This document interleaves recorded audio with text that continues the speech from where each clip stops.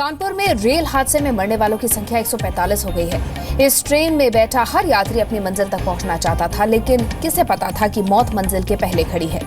किसी की शादी थी तो कोई शादी में शामिल होने जा रहा था, किसी को अपने पिता से मिलना था तो कोई बीमार मां का इलाज कराने जा रहा था, कोई अकेला था तो किसी के साथ उसका पूरा परिवार था।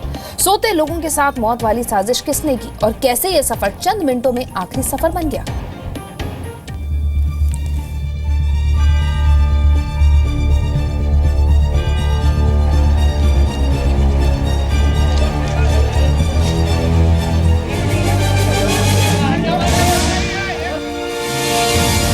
मरना क्यों है मुसाफिर का नसीब?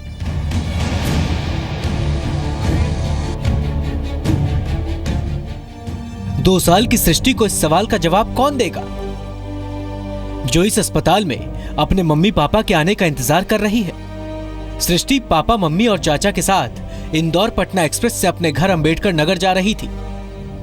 सृष्टि को नहीं पता कि अब उसके मम्मी पापा इस दुनिया में नहीं रहे। हमारे साथ मैं, मेरा भैया, भाभी, भैया की लड़की, मौसा जी और मौसा जी के रिलेशन के थे। 6 लोग थे हम। हाँ। बाकी बात करें। अभी आप कितने लोग आपके साथ आपको मिले हैं? चार मिले। चार लोग मिल चुके हैं, 2 लोग नहीं मिले। आपका क्या नाम है बिटिया? सृष्टि क्या नाम है? ये देखिए बेटी बहुत दुख में शायद बोल भी नहीं पा रही। क्या नाम है भैया आपका? बोलो बेटा। खालू, केला खालू। यही सवाल यूपी के गाजीपुर के इस परिवार का भी है।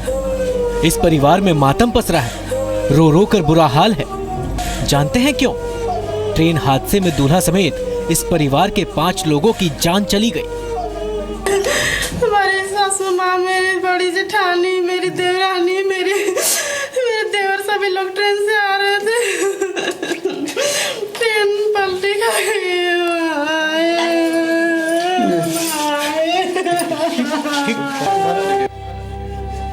गाजीपुर के ब्राह्मणपुरा गांव के निवासी राकेश वर्मा की शादी 1 अप्रैल को होनी थी, जबकि तिलक का रस्म 26 नवंबर को था। इंदौर में रहने वाले राकेश पूरे परिवार और दोस्तों के साथ इंदौर पटना एक्सप्रेस से गांव आ रहे थे। 7 लोग थे इस ट्रेन में, 5 नहीं रहे और 2 का अब तक पता नहीं चला। सभी लोग इंदौर से आ रहे थे और सुबह हम लोग को फोन आया कि ट्रेन लड़ चुकी है और पूरे गांव में मातम छाई हुई है, सभी लोग रो रहे हैं। ये सवाल बिहार के सिवान के रहने वाले सुबोध सिंह का परिवार भी पूछ रहा है। क्यों ना पूछे। सुबोध अपनी पत्नी और 3 बेटियों के साथ इंदौर से पटना एक शादी समारोह में शामिल होने इसी इंदौर पटना एक्सप्रेस ट्रेन से जा रहे थे, लेकिन कानपुर से करीब 100 किलोमीटर दूर पुखराया में सुबह 3 बजे ट्रेन के 14 डिब्बे पटरी से उतर गए।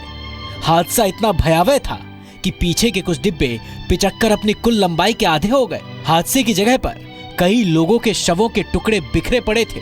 इस हादसे में सुबोध की पत्नी और 2 बच्चियों की मौत हो गई, जबकि सुबोध बुरी तरह जख्मी है और तीसरी बेटी की तलाश शाम तक जारी थी। शाम के 6:50 हो रहे हैं और अभी भी पुखराया में जो एक्सीडेंट हुआ था उसको लेकर रेस्क्यू ऑपरेशन लगातार जारी है। हालांकि दावा किया जा रहा है कि अधिकतर लोगों को निकाल लिया गया, लेकिन अभी भी कुछ लोगों के फंसे होने की आशंका जताई जा रही है। और आप देखिए तस्वीरों में किस तरीके से आर्मी के जवान बड़ी तादाद में यहाँ पर लगाए गए हैं। एक उनकी मशीन बुलाई गई है जिसके माध्यम से बोगियों को खींचा जा रहा है, क्योंकि जो रेलवे की क्रेन है वो पटरी ना होने की वजह से ज़्यादा काम नहीं कर पा रहे हैं। इसलिए आर्मी ने अपनी मशीन के जरिए S4 कोच को खींचा है। और इसके अलावा जो उसके बगल में B3 कोच था उसमें कुछ लोगों के फंसे होने की आशंका जताई जा रही थी। अब उसमें एक बार चेक किया जा रहा है कि कोई फंसा तो नहीं है। तो रेस्क्यू ऑपरेशन अभी लगातार जारी है। सुबह 3 बजे से रेस्क्यू ऑपरेशन शुरू हुआ है और यही सवाल देश के सिस्टम से जीवितेश के अपनों का भी है। 28 साल के जीवितेश पटना के रहने वाले थे और भोपाल में नौकरी करते थे।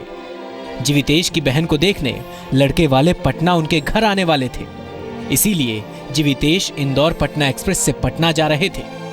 कल मुझे शाम को वो 4 बजे हमसे बात हुआ है कि मैं भैया ऐसा है कि मैं जा रहा हूँ घर पे, हमारी सिस्टर की लड़का देखने के लिए आने वाला है, तो वो लेके मैं अर्जेंट में निकल रहा हूँ मैं। रेलवे के मुताबिक सबसे ज्यादा नुकसान S1 और S2 कोच में हुआ। दुर्घटना की पूरी जांच तो होगी ही, जिन जिन परिवारों ने अपने स्वजन खोए हैं उन सब के प्रति मेरी संवेदना प्रकट करता हूं, मृतात्माओं के प्रति श्रद्धांजलि प्रकट करता हूं। जो बहुत बड़ा हादसा कानपुर के नजदीक हुआ है उसके बारे में उच्च स्तरीय जांच करने का निर्देश मैंने फौरन दे दिए हैं। वो जांच चल रही है, उसके बाद में जो भी कार्रवाई की जाएगी वो करने की आवश्यकता को हम जरूर करेंगे। इस बात की गारंटी कौन देगा कि इस हादसे के बाद देश में अब कोई दूसरा रेल हादसा नहीं होगा? इस तरह सैकड़ों लोगों की जिंदगी एक झटके में खत्म नहीं होगी?